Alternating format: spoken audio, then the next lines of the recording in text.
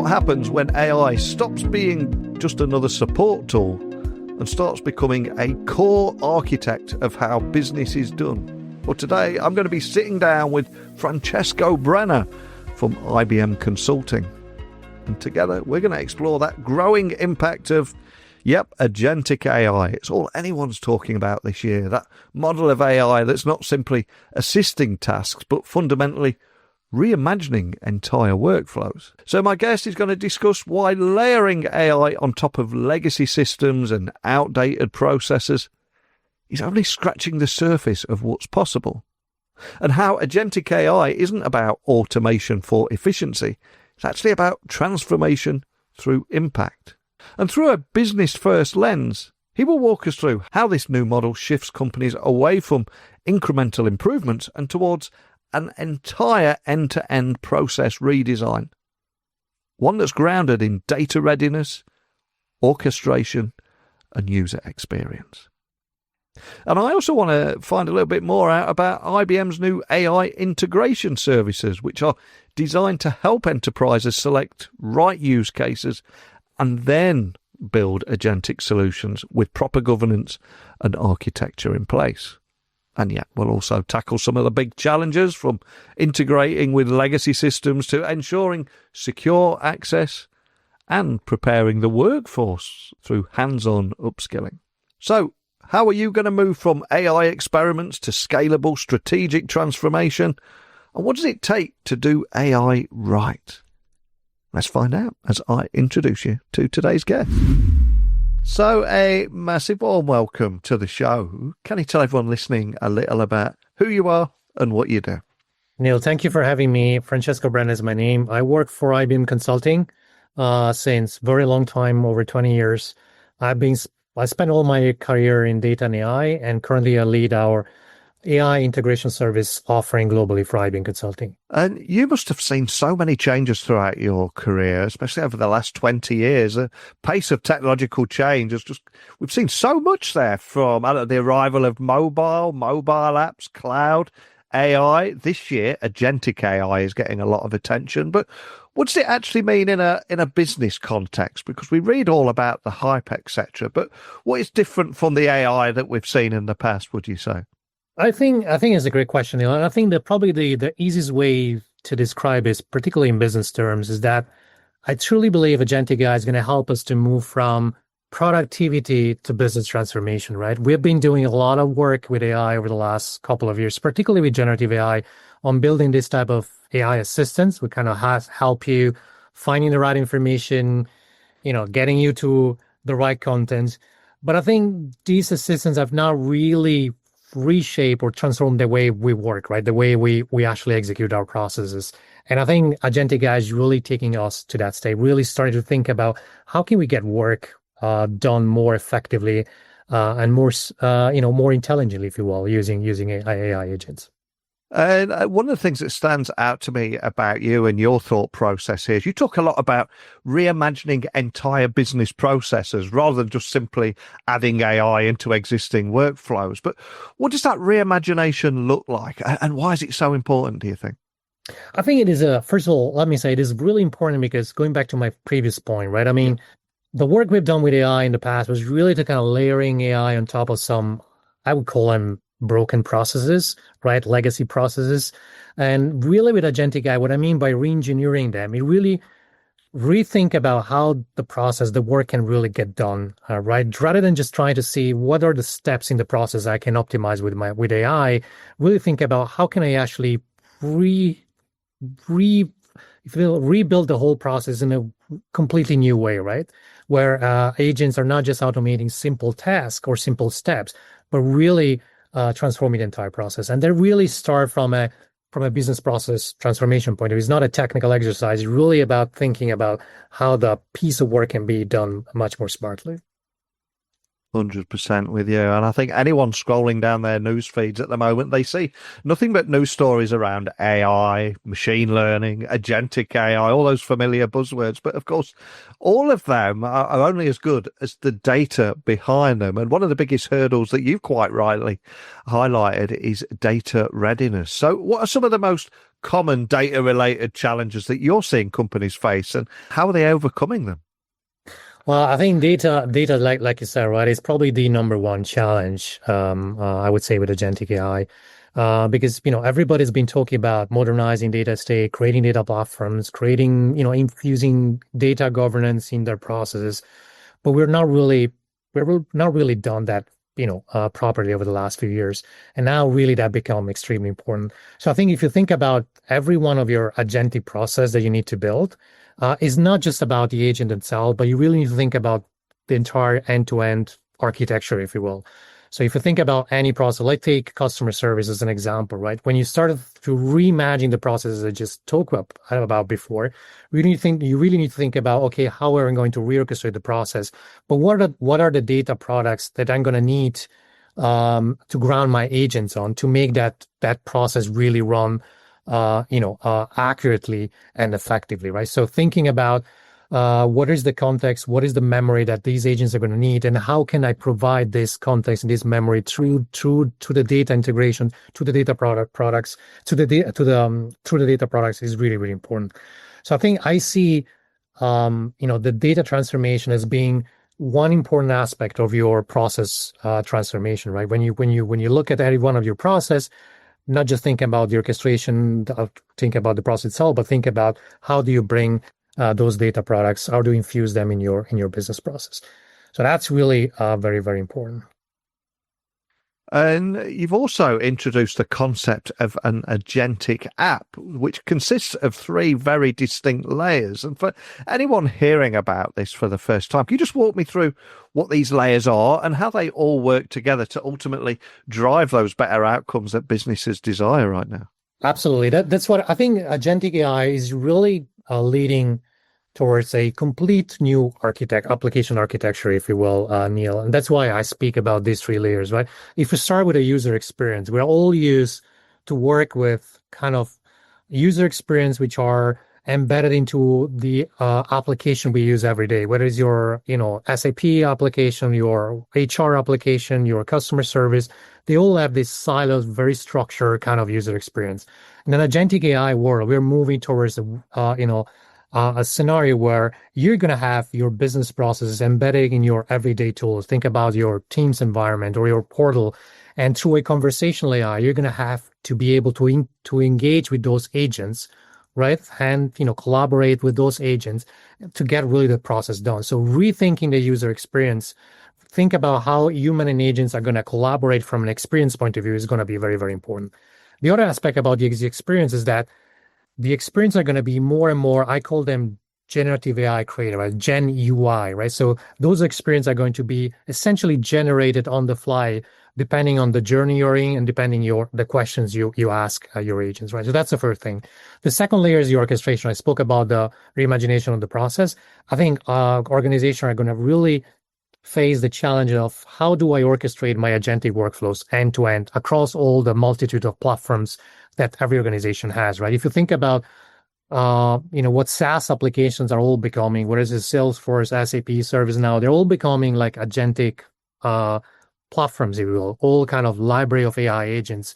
So for you as a business, being able to orchestrate your customer service process across potentially the Salesforce platform, your Oracle platform, your own built agents in effective and kind of safe way is going to be very, very important. So that's orchestration end to end is the layer, which is really, really important. And then lastly, as I spoke about the data products, right? Making sure that every one of these agents are grounded in the data.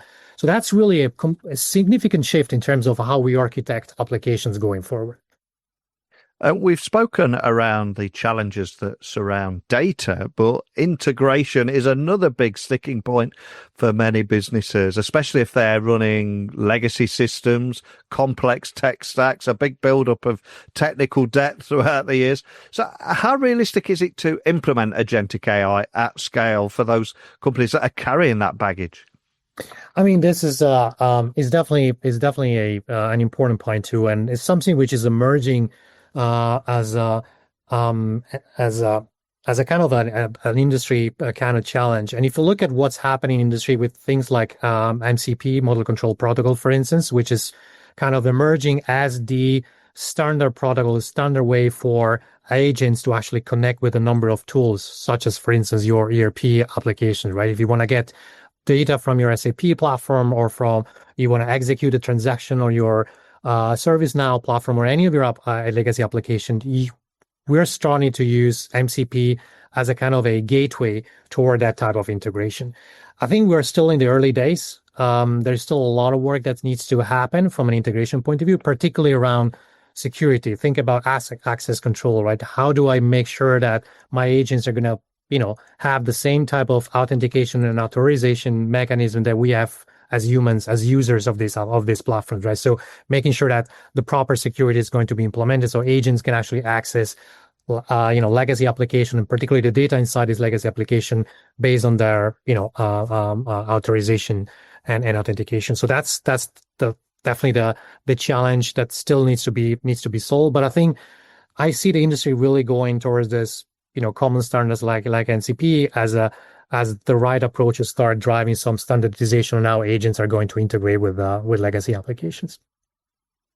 And I've been to around 10 tech conferences across the US and the world this year, and predictably AI and agentic AI are the big themes. But one phrase that keeps getting mentioned in the same sentence is always the importance of keeping the human in the loop and ensuring that people are not left behind. So as a result, upskilling is often mentioned as essential. But what does meaningful employee upskilling look like for agentic AI? What does it involve? And how do you encourage real adoption across the workforce, especially when many of that workforce may feel threatened by it? I think the first thing about the adoption, it's certainly for every one of these employees to actually embrace, AI, and more particularly agentic AI, right? We need to make sure that these tools that we use, every day, whether it's your, AI assistant, whether it's your, kind of internal ChatGPT type of platform that you're using, I think there is still a lot to do in terms of making sure that employees are going to adopt this practice, right? I think this comes with, our enablement training. We do in IBM things like, for instance, hackathons, right, where we bring thousands of, practitioners and employees into kind of 2-3 weeks hackathon where they get to build real solutions themselves using some of this technology, like using some of this local platform to really build agents and assistants which are really helping them on their daily work. I think there is a lot of, I believe, adoption and enabling work which is going to be required to make sure that humans are going to see the potential and the benefits for them by using this tool. I think adoption is probably, an upskilling of the employees is probably the number one, priority when it comes to upskilling the workforce, right? And then I think the other aspect is certainly, this goes back to my point about reimagining the process. When we reimagine the process, when we redesign a new process, we need to have the human, at the center of that, right? Because the role of a human in every one of this process is potentially going to change as well, right? Potentially, you're not going to have human having the same roles or doing the same type of work within a specific process, but really taking up potentially some completely new roles. So having that human-centered design in your business process is definitely also going to be very, very important from an upskilling and adoption point of view. And I think also this year we're seeing businesses put a stronger focus on ROI of tech projects, and also struggling to get some of those AI projects out of pilot phase. And for that reason, I think IBM Consulting's new AI integration services really feel like a major step forward. So for anybody listening here, having some of those struggles that we're talking about, how do these services help your clients move beyond those pilot projects and start seeing a real tangible performance improvement and measurable difference? I think I would probably kind of summarize this in 2 words, and then I'll double click on each one. I think first thing we do when we help clients, we call it doing the right AI, right? I mean, and that starts with the business value, like you said, Neil, the ROI, right? We really help clients identifying the right business process that can be transformed by AI, in this case, agentic AI, to drive a very solid and concrete return of investment.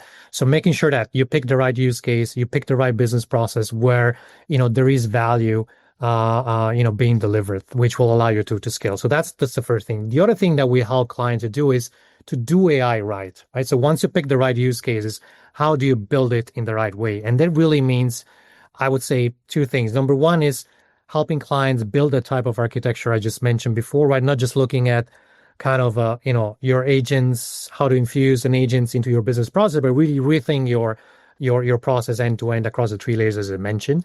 And then secondly, we help our clients from a governance point of view, right? Making sure that whatever use case you're going to pick, whatever process you're going to be transformed, the clients have the right controls, the right observability embedded by design into that solution to make sure you can drive the right outcome at the right cost and with the right controls from a governance point of view. I think this is probably how we help clients, right? Doing the right AI and doing it right.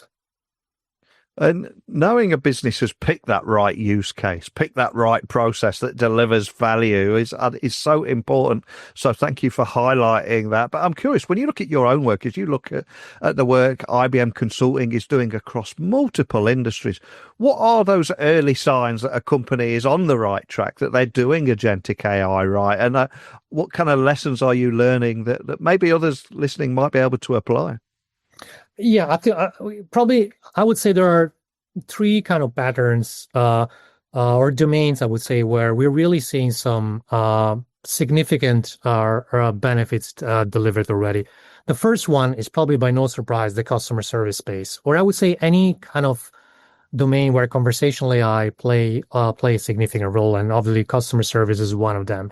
We've been doing significant work over the last years, right, in trying to build those chatbots, build those virtual assistants, to try to drive automation across those channels. But to be very honest with ourselves, the results have been rather moderate. And the reason was the fact that most of these chatbots were really much scripted, kind of intent-based, deterministic. And now with the agents, we're really seeing the benefits of moving towards a much more, flexible and autonomous way of dealing with this type of use cases. So for one client in Europe, in the kind of a home appliance business, for instance, we have moved our entire contact center chatbot across 15 countries from this traditional chatbot toward a fully agentic solution, and we have seen 3x containment result, right? So moving from kind of the 20% type of containment on their channels all the way up to over 60%. And we have seen this happening very, very quickly. So even the effort to build those solutions was significantly lower. So I think customer service is definitely one big area where I see a lot of benefits delivered already. The second one, I would say, is the augmentation of some of the knowledge worker, right? So how can we help, employee who are dealing with a lot of insight, a lot of data, to take their decisions more effectively. And again, this is an area where we have been doing work in the past already with AI, right? Building this kind of Gen AI search, RAG pipeline type of use case to help them find the right insight.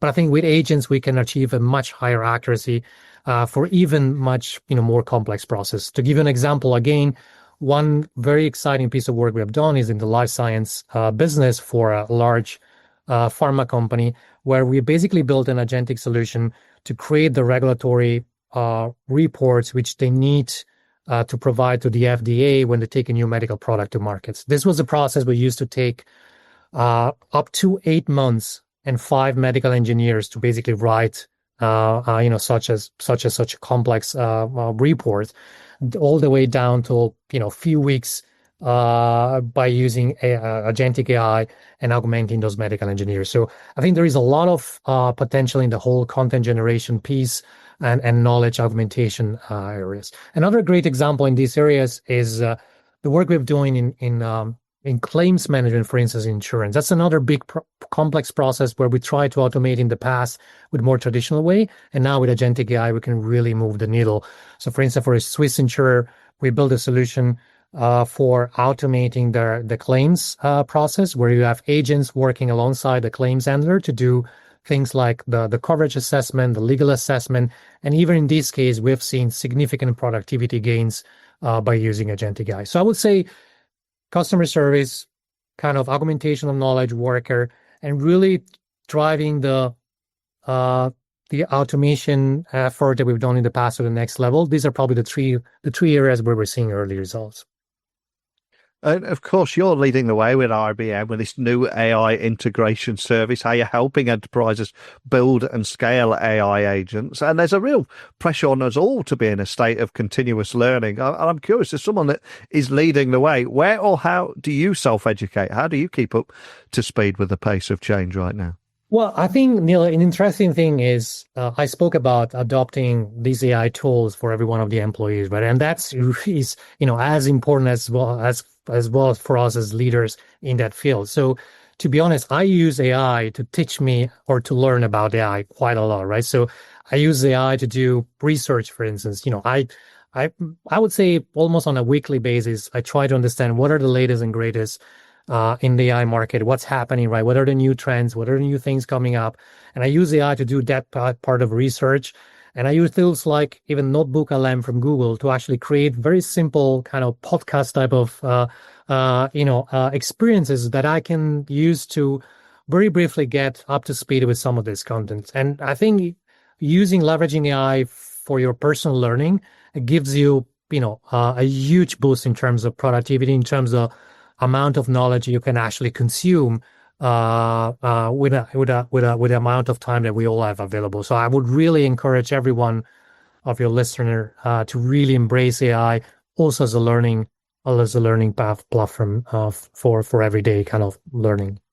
Yeah, 100%. You're the second person to say that. I was talking to someone a couple of days ago, and they were saying very similar. They start with ChatGPT and create a master's style course of material with a bit of back and forth. They get all of that material out, 10,000 words or more, and then what they do is turn that into a PDF. Turn that in. Then I think he uploaded that to Speechify. Then goes out on a 3-hour hike with it just. Exactly. Teaching him things, it's just thinking things differently, isn't it? Absolutely. And for anyone listening that would just like to find more information on anything we talked about today, where can they find out more information on this new AI integration service and anything else? I think obviously on the IBM website there is we have all our offerings described. There is a section where we speak about our AI integration service offerings. So we'll encourage everyone to really have a look at our website. Obviously, you can find me on LinkedIn. I'm happy to to connect and answer any questions that anyone might have on LinkedIn. I'm very active on that platform, so I use to connect and interact with a lot of people. So feel free to reach out directly to me as well.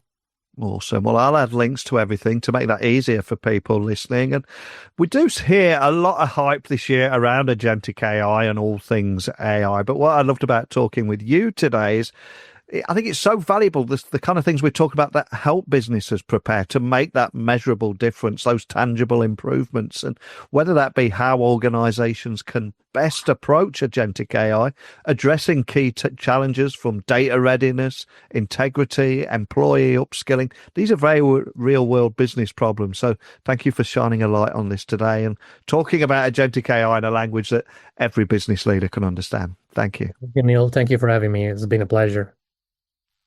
I think one of the things that stood out in today's conversation with IBM Consulting is the emphasis on intent.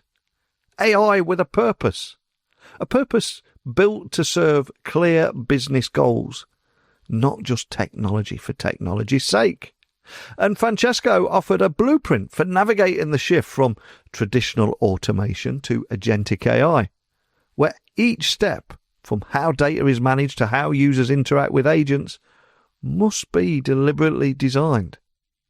And also a big thank you for helping me explore how IBM is helping organizations move beyond those pilots and into performance through services that identify those high impact use cases and begin building a robust architecture to support them.